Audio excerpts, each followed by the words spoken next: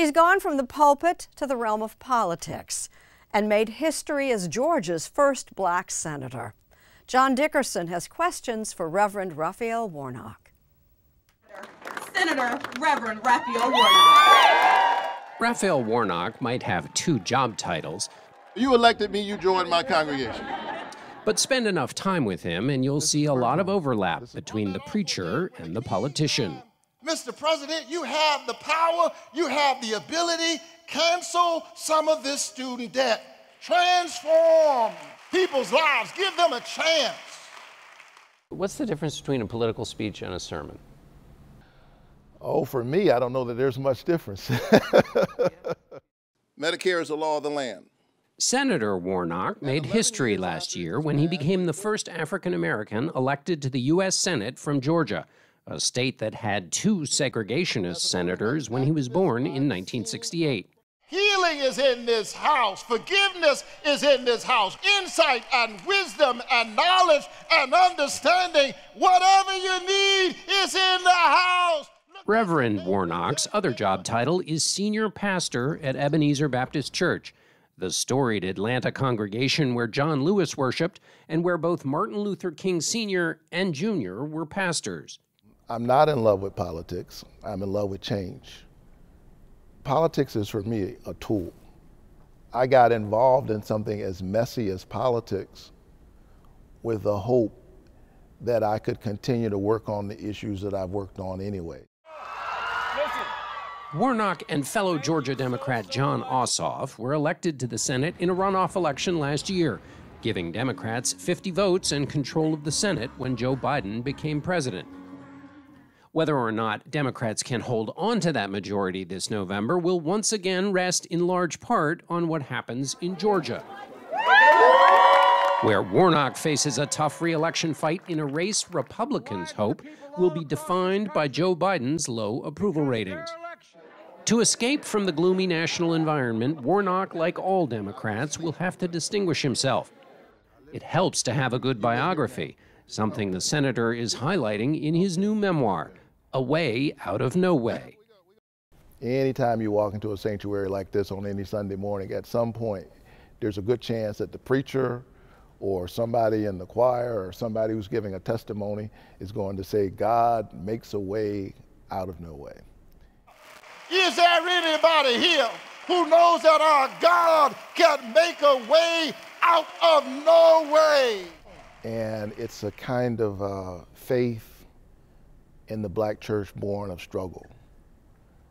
The recognition, first of all, that sometimes we find ourselves in impossible situations. You keep pushing, you keep pressing, and even as you make your way, God makes a way out of no way. Warnock, the son of pastors, was raised in public housing in Savannah, Georgia. His mother once picked cotton. His father, who earned money collecting people's junk, is a frequent subject of Warnock's stump speech. My dad would wake me up every morning. 6 o'clock, didn't matter whether it was a school day or the weekend. Get up, get dressed, put shoes on. That was his sermon every morning. What did that mean to you then, and what does it mean to you now?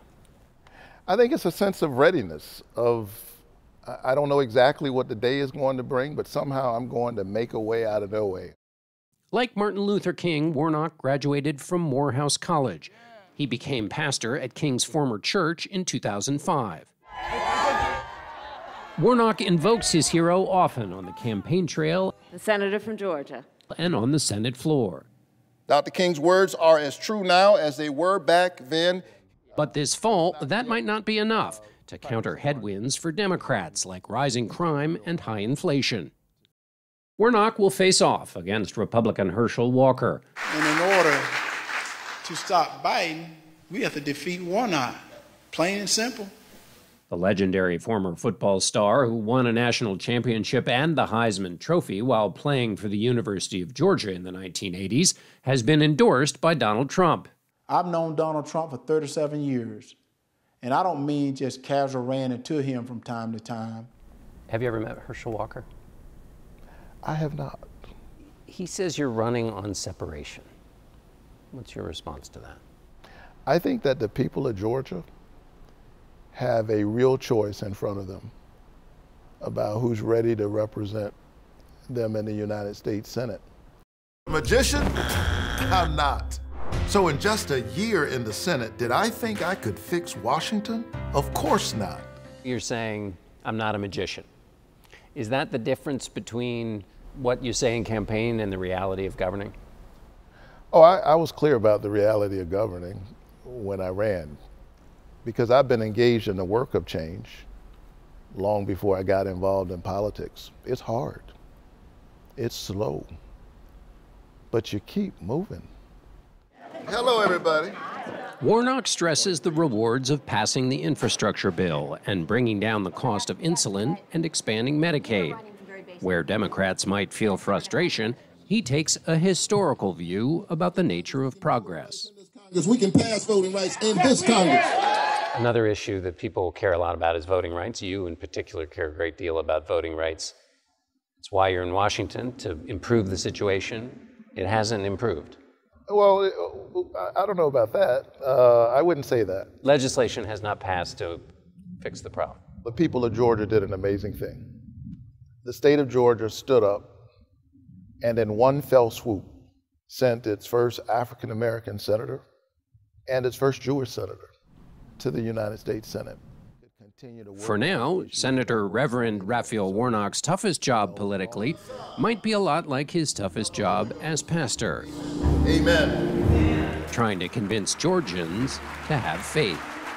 Which is easier, to convince people that there is a God and to have hope in things unseen, or to convince people that they should trust that the political process will someday deliver a result that they want?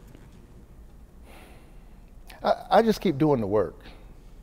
I think we all have to get up every morning and do our work. Put your shoes on, as my dad used to say.